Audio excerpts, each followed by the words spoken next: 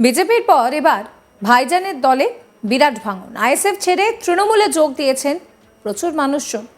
প্রায় 500 জন আইএসএফ নেতাকর্মী তৃণমূলের ঝান্ডা নিলেন হাতে। সকলের মুখে একটাই কথা, দিদির উন্নয়ন দেখে তারা এই উন্নয়ন যজ্ঞে সামিল হতে তৃণমূলে এলেন। 26-এর আগে আইএসএফ ছেড়ে তৃণমূলে যোগ দেওয়ায় শওকতের গড়ের শাসক দল যে আরও মজবুত হলো তার বলার অপেক্ষা রাখে না। দক্ষিণ 24 পরগনার ভাঙড়ে আবারও আইএসএফের বড় ভাঙন। এবার পোলেরহাট 2 নম্বর অঞ্চল থেকে প্রায় 500 জন আইএসএফ নেতাকর্মী তারা যোগ দিলেন তৃণমূলে। বুধবার সন্ধ্যায় পাকাপোলের একটি অনুষ্ঠানে আইএসএফ এর অঞ্চল সভাপতি আব্বাস মোল্লা সহ প্রায় 500 জন আইএসএফ কর্মী সমর্থক তারা তৃণমূলে যোগ দিলেন। ক্যানিং পূর্বের বিধায়ক শওকত মোল্লার হাত ধরেই চলল এই যোগদান পর্ব। এই যোগদান অনুষ্ঠানে শওকত মোল্লা ছাড়াও উপস্থিত ছিলেন তৃণমূল নেতা খায়রুল ইসলাম এবং একই সঙ্গে মহাসেন গাজী সহ অন্যান্যরাও। মমতা ব্যানার্জি জিন্দাবাদ জিন্দাবাদ জিন্দাবাদ অভিষেক ব্যানার্জি জিন্দাবাদ জিন্দাবাদ জিন্দাবাদ ভাঙড় বিধানসভা তৃণমূল কংগ্রেস জিন্দাবাদ জিন্দাবাদ জিন্দাবাদ ভাঙড় বিধানসভা তৃণমূল কংগ্রেস কেউ ভয় দেখিয়ে আনেনি, তৃণমূলের উন্নয়নের প্রতি আস্থা রেখে যোগ দিয়েছি বলে জানিয়েছেন আব্বাস মোল্লা সহ অন্যান্য নেতারা। আপনাদেরকে শোনাবো সদ্য তৃণমূলে যাওয়া আব্বাস আলী মোল্লা কি বলছেন। জয়েন করলাম, এবার দিদি মানে উন্নয়নের যা দেখছি বিরোধী আরও এগিয়ে যাচ্ছে উন্নয়ন, সেই হিসেবে আমরা জয়েন করলাম। কোন দল থেকে জয়েন করলেন? আইএসএফ থেকে। কোন পোস্টে ছিলেন? অঞ্চল সভাপতি পোস্টে ছিলাম। আপনাদের কি চাপ সৃষ্টি করে জয়েন করলেন? চাপ সৃষ্টি এরকম কোনো নয়, ঠিক, নিজের ইচ্ছে আমরা আসলাম, ঠিক আছে। চাপ সৃষ্টি কিসে, আমাদের দোয়ালে যে ভালো লেগেছে সেই হিসেবে আমরা জয়েন করলাম। তাই দেখ উন্নয়ন দেখে আমাদের ভালো লেগেছে। আপনার নওশাদ সিদ্দিকীর সঙ্গে এরকম যোগাযোগ করেছিলেন জয়েন করার আগে? না, এরকম কোনো যোগাযোগ নেই, আমাদের 1 বছর কোনো কথা নেই। এলাকায় সংগঠনটা সেরকম ছিল না তো? আইএসএফে হ্যাঁ সংগঠন ছিল, সেই জন্য সবাইকে প্রায় 500 মতন ছেলেপেলে আইএসএফ জয়েন করেছে আজকে। আইএসএফ থেকে তৃণমূলে যোগ দেওয়া আর এক নেতা, তার কথাও শোনাবো আপনাদের।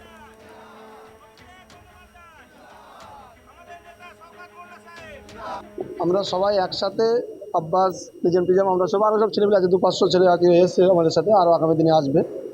আইএসএফের সাথে আমরা অনেকদিন থেকেই বসে গিয়েছিলাম।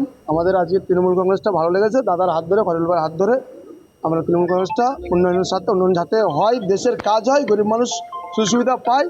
এই আজকে দিনে দেখুন না, যারা ঘর পাবার যোগ্য, আমি অন ক্যামেরায় দাদার পাশে দাঁড়িয়ে বলছি, আমার পলিহাট 2-তে যারা ঘর পাবার যোগ্য তারা কেউ ঘর পাচ্ছে না, যারা প্লাস্টিক টাঙিয়ে আছে অসহায়, তারা এসে আমরা দীর্ঘদিন ধরে আইএসএফটাকে জন্ম দিয়েছিলাম পলিহাট 2-তে, তো তাদের মুখ পানে চেয়ে কষ্ট করে দাদার হাত ধরে, খলিলবার হাত ধরে আমরা তৃণমূলের জন্ম দিই। আজকে আপনারা কারা কারা এসেছেন? দলের সদস্যরা এসেছেন। পঞ্চায়েতটা এখন জমি রক্ষা কমিটির হাতে আছে, আমরা আইএসএফ করতাম, এখন পঞ্চায়েতটা ওদের চালাচ্ছে। যত গরিব মানুষ সব ওদের নিজের পকেট ভরার দিচ্ছে, কোনো গরিব মানুষের কোনো সহযোগিতা কিছু নেই। আপনাদের যারা সদস্য রয়েছে আইএসএফ তারাও সব ওইখানে আমি আজকে অন্তত 18 বুথের বুথ সভাপতি আমরা তৈরি করে নিয়েছিলাম দাদার হাত ধরে যোগ দেওয়ার আগে, তারা সব এখানেই আছে, ডান দিক বাদিকে কম বেশি আমরা সব আমাদের কাছেই আছে। যারা আজ তৃণমূলে ফিরলেন তাদের সবাইকে নিয়ে পোলেরহাট 2 নম্বর গ্রাম পঞ্চায়েত ঐক্যবদ্ধভাবে কাজ করবে। তৃণমূল শক্তিশালী হবে বলেই জানালেন ক্যানিং পূর্বের বিধায়ক শওকত মোল্লা। শোনাবো তার কথাও। আমাদের আব্বাস আছে, আব্বাস হচ্ছে পোলেরহাট 2-এর আইএসএফের অঞ্চলের সভাপতি, ওর সঙ্গে আরেকজন আব্বাস আছে এবং সমস্ত 18 জন বুথ সভাপতি আছে। তাদের নেতৃত্বে প্রায় 500 ছেলে যারা আইএসএফের যারা কর্মী ছিল, যারা জমি রক্ষা কমিটিরও কেউ ছিল, তারা আমাদের দিদির যে উন্নয়ন, সেই উন্নয়নকে দেখে তারা উৎসাহিত হয়ে তারা আজকে তৃণমূল কংগ্রেসে যোগদান করলো। আমরা তাদেরকে আমাদের দলের পক্ষ থেকে স্বাগত জানাচ্ছি, কারণ তাদের সঙ্গে কথা বলছিলাম, তারা বলল যে গত 4 বছর 4.5 বছর নওশাদ সিদ্দিকীর নেতৃত্বে ভাঙড়ে কোনো উন্নয়ন হয়নি, বরং ভাঙড়কে যে অশান্ত হয়েছে, ভাঙড়ে যে 7 জন শহীদ হয়েছে, খুন হয়েছে, তাতে নওশাদ সিদ্দিকীর পিছন থেকে উস্কানি দিয়েই ঘটনা ঘটিয়েছে। ফলে আজকের আমাদের দলে যারা এসেছেন ওরা, তাদেরকে আমরা আমাদের দলের পক্ষ থেকে আমরা স্বাগত জানাচ্ছি এবং আগামী দিনে পোলেরহাট 2 নম্বর অঞ্চল তৃণমূল কংগ্রেসের তারা আমাদের যারা বর্তমানে আছে এবং যারা আমাদের দলে এসেছে একবার মিলিতভাবে এই এলাকায় নেতৃত্ব দেবেন এবং আশা করছি যে ভাঙড় বিধানসভা আগামী দিনে অনেক বড় ভোটের ব্যবধানে তৃণমূল কংগ্রেস জয়লাভ করবে। পোলেরহাট টু গ্রাম পঞ্চায়েত বরাবরই জমি কমিটির দখলে, একদিকে জমি কমিটি, অন্যদিক আরাবুল দল ছাড়া, এই জায়গায় দাঁড়িয়ে এই জয়নিংটা কতটা তাৎপর্যপূর্ণ এরকম একটা সময়? না দেখুন, আজকে যারা জয়েন করেছে সবই ইয়ং জেনারেশন ছেলে, প্রত্যেকের বয়স অল্প, কারোর বয়স 20, 25, 30, 35-এর মধ্যে। ফলে আমি মনে করি যে আব্বাসরা আজকে জয়েন করার ফলে তৃণমূল কংগ্রেস ভাঙড়ে অনেক শক্তিশালী হবে এবং পোলেরহাট 2 নম্বর অঞ্চল সেটা আগামী দিনে আমরা একটা ভালো ভোটের ব্যবধানে জিতব এবং ওখানে যারা হিটলার, বিশেষ করে এই জমি রক্ষা কমিটি যারা পঞ্চায়েত পরিচালনা করছেন, তারা যেভাবে পঞ্চায়েতটাকে লুট করছে, নিজেদের পরিবার পরিজন নিজের আত্মীয় ছাড়া সাধারণ মানুষেরকে দেখছে না এবং এখানে যে পাওয়ার গ্রিড, সেই পাওয়ার গ্রিডকে সামনে রেখে যে লড়াই হয়েছিল, সেই লড়াইয়ের বেনিফিট হিসাবে সরকার যে ধরনের সহযোগিতা করেছিল তাতে মাত্র ওখানে 2-4 জন 5 জন ছাড়া কেউ বেনিফিটেড হয়নি, গরিব মানুষের কোনো উপকার হয়নি। তাই তো আজকে দলে দলে পোলেরহাট 2 থেকে আজ তৃণমূল কংগ্রেসে যোগ দিচ্ছে। আমরা তাদের পাশে আছি, সঙ্গে আছি, তাদেরকে সঙ্গে নিয়ে আগামী দিনে পোলেরহাট 2 অঞ্চলে আমরা কাজ করব, ভাঙড়কে আরও বেশি শক্তিশালী করব।